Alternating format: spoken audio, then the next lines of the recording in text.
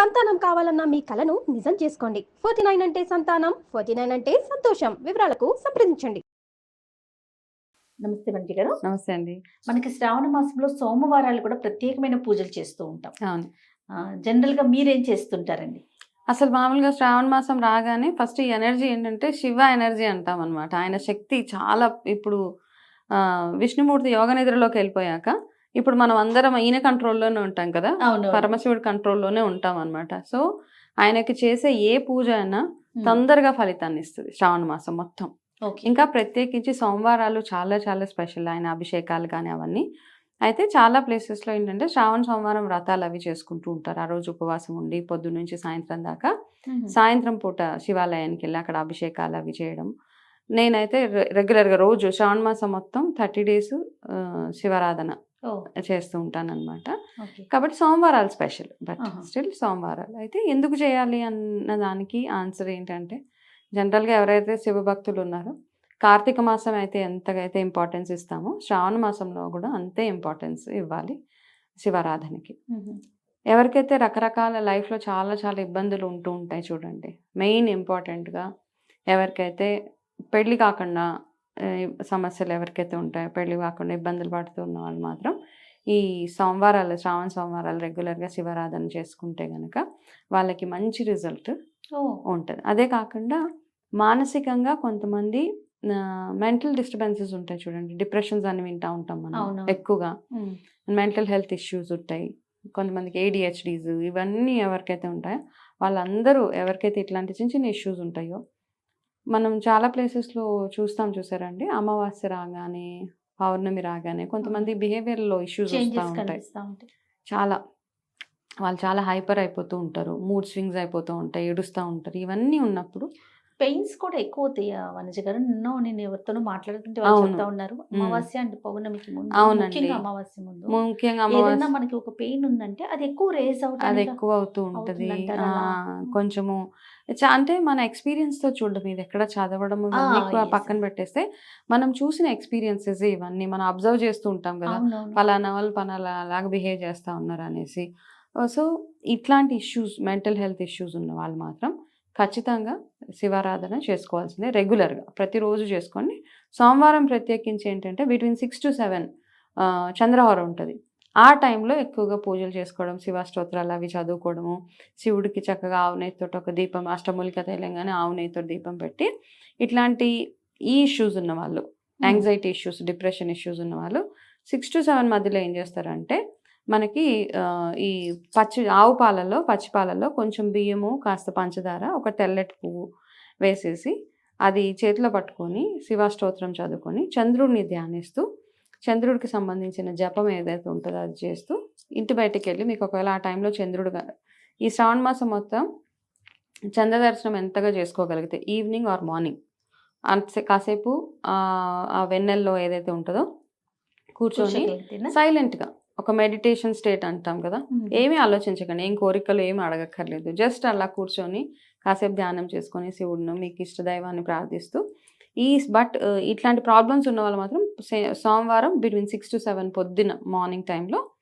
ఆ పాలని చేతిలో పట్టుకొని పచ్చి పాలు, బియ్యము, పంచదార, ఒక తెల్లటి పువ్వు వేసి, మాకు ఏవైతే హెల్త్ ఇష్యూస్ ఉన్నాయో అవన్నీ పోయేలాగా చూడమని, మనశ్శాంతి ఇమ్మని చెప్పి భగవంతుడికి అవి చూపించి, ఏదైనా ఒక చెట్టు మీ కాళ్ళ మీద పడకుండా ఏదైనా ఒక మొక్క దగ్గర అవి పోసేసి వచ్చేయడం అనమాట. ఇట్లా ప్రతి సోమవారం చేయొచ్చు. శ్రావణ మాసం ఒకటే చేయాలని కాదు, ఎవ్రీ మండే చేస్తూ ఉంటే కనుక, ప్రత్యేకించి అమావాస్య సోమవారం వస్తూ ఉంటుందండి ఈ సంవత్సరంలో, ఒక్కసారి 2 సార్లు వస్తాయి. ఆ రోజు మాత్రం ఖచ్చితంగా చేయొచ్చు ఇట్లాంటివి. అట్లా చేసి శివాష్టోత్రాలు, మీరు చేయాల్సిన దానాలు అట్లాంటివన్నీ ఏమైనా ఉంటే చేస్తూ ఉంటే మెల్లిమెల్లిగా మీ హెల్త్లో ఇంప్రూవ్మెంట్ చూస్తూ ఉంటారనమాట. ఇవన్నీ మనకి ఏంటంటే చిన్న చిన్న రెమెడీస్, మనకి పాతకాలం నుంచి అలా చెప్తూ ఉంటారన్నమాట. గ్రహాలు బాగోకపోయినా మనకు అట్లాంటి ఇష్యూస్ వస్తూ ఉంటాయి, మన కర్మ ఏదైతే ఉంటుందో అది బాగోకపోయినా ఎట్లాంటి ఇష్యూస్ వస్తూ ఉంటాయి. సో అవన్నిటికీ ఏంటంటే హోలిస్టిక్గా చూడాలన్నమాట. ఒకటి మన మెంటల్ హెల్త్ బాగాలేదు అంటే మన ఇంట్లో వాతావరణం ఎట్లా ఉంది, మన ఆరోగ్యం ఎట్లా ఉంది. మూడోది ఆస్ట్రాలజికల్గా మనకి ఏ గ్రహం అనుకూలించట్లేదు, దానికి సంబంధించి ఎటువంటి పూజలు, ఎటువంటి జపాలు చేస్తే మనకి కొంచెం సెటిల్డ్గా ఉంటుందని ఆలోచించి హోలిస్టిక్ హెల్త్ అంటాం కదా, మెంటల్ Okay. హెల్త్, ఫిజికల్, ఎమోషనల్గా అవును. అన్ని రకాలుగా బాగుండాలి అంటే ఇట్లా సింపుల్ రెమెడీ అనమాట. చాలా బాగుందండి. ఎవరైనా ఫాలో అవ్వచ్చు. ఎవరైనా ఫాలో అవ్వచ్చు. ఇంకా ఇబ్బంది అనిపిస్తుంది, ఇంకా ఏదో చేయాలి, సోమవారం పూట ఇదే టైంలో 6 to 7 మధ్యలో కొబ్బరికాయ సో ప్రతిరోజు ఉదయం చేయండి.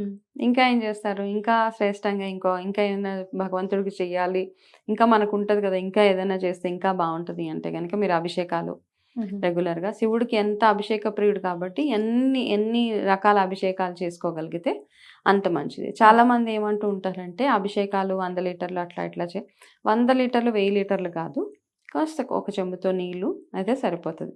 అభిషేకం చేయడానికి కూడా ఒక దగ్గర రీజన్ ఏం చెప్పారంటే, ఈ శివలింగాలు ఇవన్నీ తయారైన తర్వాత ఆ శివలింగం చేసిన ఈ రాయి ఏదైతే ఉంటుందో అది మనం రెగ్యులర్గా అభిషేకాలు చేస్తే అది అలాగా నున్నగా బ్రేక్స్ అవి రాకుండా ఉంటుంది అనమాట. కాబట్టి అంత అభిషేకాలు అందుకని చేస్తారు. లేకపోతే ఏమవుతుందంటే అలాగే వదిలేస్తే చిన్న చిన్న క్రాక్స్ అవి కూడా వచ్చేస్తుంటాయి. సైంటిఫిక్ రీజన్ బట్ అదర్వైజ్ శివుడికి అంతే, శివుడికి అభిషేకం. అయితే అభిషేకంలో కూడా విభూతితో అభిషేకం, గంధంతో అభిషేకము, బిల్వాలతో అభిషేకం, పసుపు, కుంకుమ అన్నీ అనమాట. మీకు ఏది తోస్తే పంచామృతాలు వీటన్నిటితో అభిషేకం చేసి శివుడిని ఇంకా ప్రసన్నం చేసుకోవాలి అంటే ఒక కొబ్బరికాయ కొట్టి, ఆ కొబ్బరికాయలో ఏం చేస్తారంటే ఈ కొబ్బరి చిప్పలు ఉంటాయి కదా, వాటిల్లో చక్కగా అష్టమూలిక తైలం వేసేసి పెద్ద వత్తులు 2 వేసి ఆ దీపాలని వెలిగించండి. అయితే కొంచెం కేర్ఫుల్గా ఉండండి. ఈ ప్రొసీజర్ చేసేటప్పుడు ఏం చేస్తారంటే ఆ కొబ్బరి చిప్పలో వత్తి వేస్తే కొబ్బరి చిప్ప అటు ఇటు కదిలిపోతూ ఉంటుంది కాబట్టి కింద ఏదైనా ఒక మంచి బేస్ పెట్టో లేకపోతే బియ్యం వేసి ఒక ప్లేట్లోనో ఒక చిన్న గిన్నె టైప్లో పెట్టి అందులో పెట్టుకోండి. అది పొద్దున్న నుంచి సాయంత్రం వరకు వెలుగుతూ ఉంటుంది. ఒక దాంట్లో వెలిగిస్తే చాలు, రెండిట్లో అక్కర్లే. ఒక చిప్ప ప్రసాదంగా పెట్టి ఇంకొక దాంట్లో దీపం వెలిగిస్తే పొద్దున్న నుంచి సాయంత్రం దాకా వెలుగుతూనే ఉంటుంది. ఈ లోపల మీరు చక్కగా మీరు చేసుకోవాల్సిన అష్టోత్తరాలు, రుద్ర కవచం అట్లాంటివన్నీ చదువుకుంటే మీకు పవర్ అన్నీ బాగుంటాయి. ముందు వీటన్నిటితో పాటు వనిజ గారు మానసిక ప్రశాంతత అండి. ఇలాంటివన్నీ చేయటం వల్ల మీరు ముందే చెప్పారు, ఏదో బ్రహ్మాండం ఊడి పడుతుంది అనేది కాదు, కానీ మనకి ఒకలాంటి ప్రశాంతత, మనసుకి ఒక పీస్ఫుల్నెస్ అనేది ఉంటుందండి. అంటే మనకి ఒక ఫీలింగ్స్, నేను ఉదయాన్నే భగవంతుడి ఆరాధన చేశాను, నాకు ఈ ఆరాధన అంతా నాకు ఒక ప్రొటెక్షన్ లాగా, నా చుట్టూరు ఒక ఆరా ఒక ప్రొటెక్షన్ లాగా వర్క్ చేస్తుందని మనకు ఒక గట్ ఫీలింగ్ తోటి మనం వెళ్తాం. భగవంతుడే మనం ప్రొటెక్ట్ చేస్తారని. అవునండి. అయితే ఇలా మీరు అన్నది 100% కరెక్ట్. సో అందుకని ఏంటంటే మనం ధ్యానం చేసిన, పూజలు చేసిన తర్వాత హడావిడి లేకుండా చేసుకోండి. ఏ పూజ చేసినా మీకు 5 నిమిషాలు ఉంటే 5 నిమిషాల్లో ఎంత చేయగలుగుతారో అంతే చేయండి. 5 నిమిషాలలో రేస్ లాగా పరిగెట్టి అటు ఇటు హడావిడి పెట్టేయాలి, అన్ని చేసేయాలి కాకుండా ఎవరైనా కానీ లక్ష్మీ అష్టోత్తరం చేసిన, లలిత సహస్రనామాలు చదివిన, ఏ అష్టోత్తరం, ఏ జపాలు, ఏ పూజలు మనం గడగడ చదివిన తర్వాత అయిపోగానే పట్మని లేవకుండా మీరు కాసేపు కూర్చోండి. అక్కడ అదే ప్లేస్లో కూర్చొని మీ బాడీలో అయ్యే వైబ్రేషన్ ఏదైతే ఉంటుందో దాన్ని అబ్జర్వ్ చేయగలగాలి మనం. లలిత సహస్రనామం చేసిన తర్వాత కూడా సైలెంట్గా కళ్ళు మూసుకొని జస్ట్ అమ్మవారిని ధ్యానిస్తూ మీ బాడీలో మీ బ్లడ్ ఫ్లో కానివ్వండి మనకే తెలుస్తుంటుంది అనమాట. ఒక్కొక్క దగ్గర ఒక్కొక్క ఫీలింగ్ అవుతూ ఉంటుంది మనకి.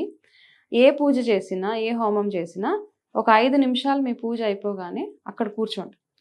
కూర్చొని మీ బాడీలో ఉన్న వైబ్రేషన్స్, మనం అంటాం కదా ఆరా బాగాలేదు, రేకి హీలింగ్స్, ఇది ఆటోమేటిక్ హీలింగ్ అనమాట మనకి. కాబట్టి ఇట్లా హడావిడి లేకుండా సింపుల్గా, నీట్గా, ప్రశాంతంగా చేసుకుంటే కనుక మన లైఫ్లో వచ్చే సమస్యలకు ఆటోమేటిక్గా సొల్యూషన్స్ మనకు దొరికేస్తాయి. డెఫినెట్గా అండి.